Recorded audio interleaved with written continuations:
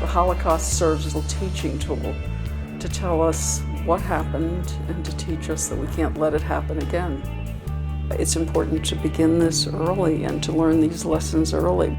It's incredibly important, of course, to remember what happened during World War II to Jews and to the non-Jews who suffered.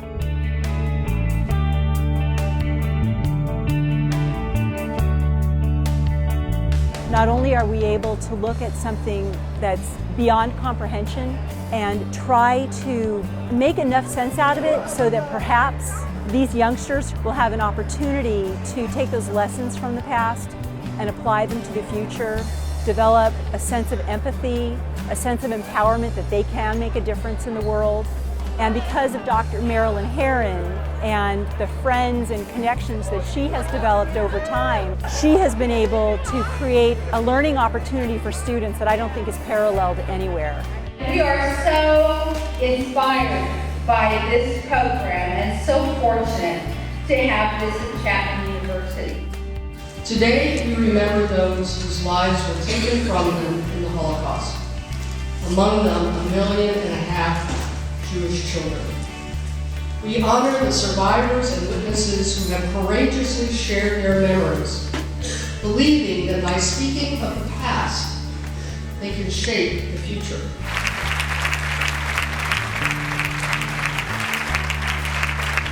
I teach freshman and sophomore students English, and specifically the sophomore curriculum incorporates the Chapman University Holocaust Art and Writing Contest. The process of learning about the Holocaust in a bigger way with my students was really reinforced with the contest. It became personal. It really made the connection between their lives. It's one thing to study history, it's one thing to read a book.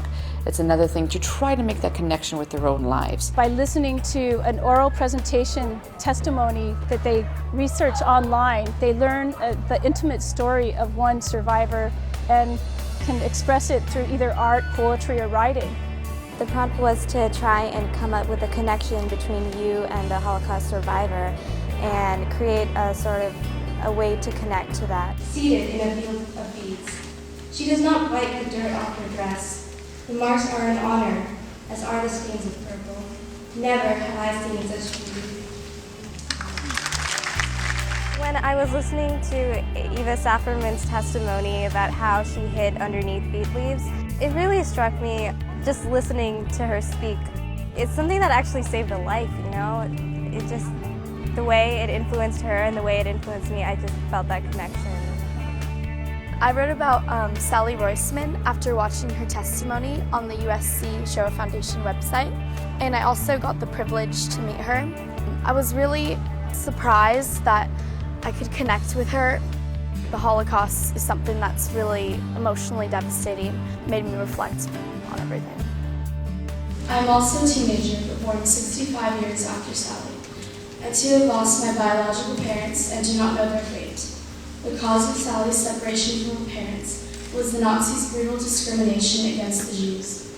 The loss and uncertainty of our parents caused by discrimination unites us. In my own way, I've begun to understand the horror of the Holocaust. I'm a visual person because it's harder for me to learn just by reading. I'm very dyslexic. I choose Ellie Cam as my survivor. It was no comparison, and I was trying to relate that I can compare my life to the survivor that I chose, and I just tried to show the total differences of my life and her life. My dyslexia has given me my own demons. Art is my rescue from my world of ridicule, from my fears. The curriculum that Chapman University provides in support of the Holocaust contest was very, very helpful. They provided a PowerPoint presentation with a script that went along with it, and using those materials really helped me understand it as a teacher. There's several testimonies to choose from, so students had to select one. So for example, the 1939 Club, when they start seeing the faces and they start seeing the evidence firsthand, it makes them realize how real it was and how significant it still is. I wanted my students to be able to take a stand, be it by writing, be it through painting. And I think this changed my whole class, because then they began connecting.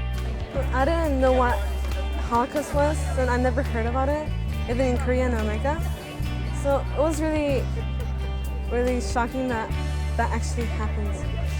Their accounts show me that the printed words can never compete with any eyewitness accounts. When you look into his eyes and listen to the inflections in his voice, you begin to sense the pain and hurt he endured. I think it's important to interact with survivors and to be here today because there's very few survivors left. A lot of survivors say that memories is kind of the only thing they have left. You know, anyone, not just the winners of the final, should be able to talk to them and hear all these memories and important things that might not be around forever. I wanted to meet a Holocaust survivor basically because of all that they've been through and, you know, what they've done. They must have, you know, incredible strength. You know, to be able to go through all that seems really incredible to me. I'm very happy to see the students and for them to know what we went through. What would I do in her shoes? Zelda, did you know you had the courage to risk your life for your friends? Or did your act of bravery surprise even you? Today was very strong, powerful, very impressive. I was very impressed with organization, with the write-ups of students. So the one thing I can say, I thank the management, the Chapman University, for their generosity and interest in Holocaust. Since we discovered Chapman many years ago, I never missed one because this is my testimony telling the story to all the children.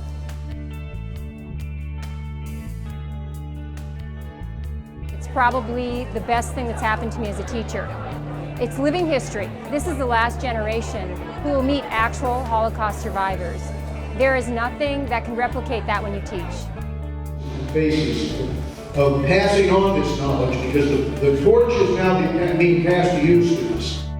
Learning about the Holocaust, I think it's important because we should never forget it, so none of this would happen again. I thought it would be a great way for my students to connect on a deeper level with a Holocaust survivor. It's really a celebration of both the survivors as well as the students in that interaction, that connection between generations, and a hope for the future.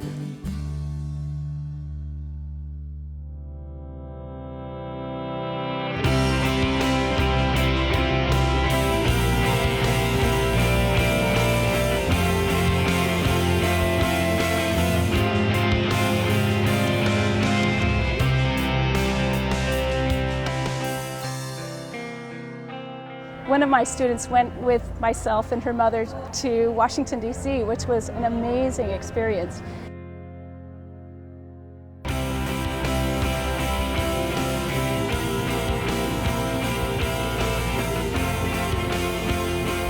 Well, actually, I'm very excited to be in Washington. This is my first time. I'm really thrilled to be participating in this program.